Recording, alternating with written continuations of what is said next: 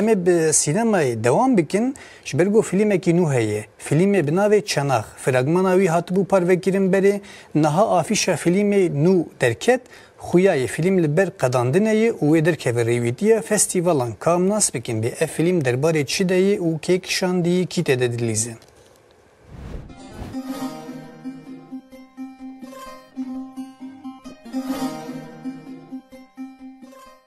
Kurd filmê Çanax ji aliyê wênekêş û derhênera Kurd Sevîm Kaplan Akan ve hate kişandin û senaryoya filmê jî derhêner bi xwe nivîsiye.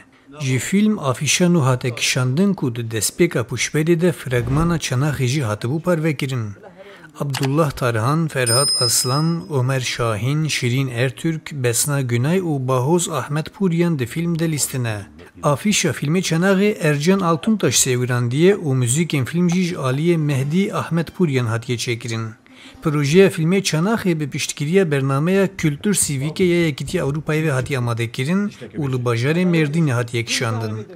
Wênekêş Sevîm Kaplan Akan cara yekim di sala 2019 de pêşengeha xwe ya wêneyan a bi navê Jana Bîrê vekir û di belgefîlmê Hosteyê bê berdest de weke derhênera dîmenê xebitiye.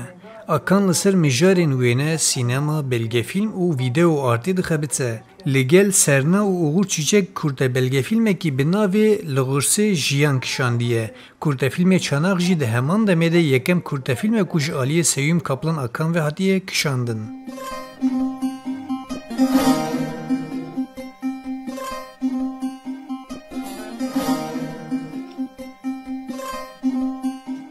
او مسئله تا حد شو ابو نه بابا ایسال چه نبو حد چه نبو بلا هر عمره ما قید هراوی نکه یا باوی تجی نه ایرو هرسه نه سبه هرسه ما هر تم هرسه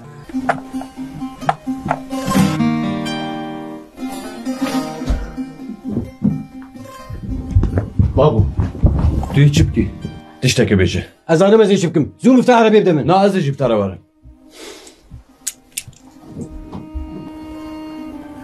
تشكي سردستي راسك بزيورك Evar baş temaşavanên hêja îro dozde Sivatê dişem em ê niha nûçeyên ji Kurdistan û cîhanê ji wan pêşkêş bikin pêşî kotaya nûçe. Penaberê jin ên kampa Etrûşê xwestin ku li ber netewên yekbûyî xwe bişewtîne. Hê ta şirna hey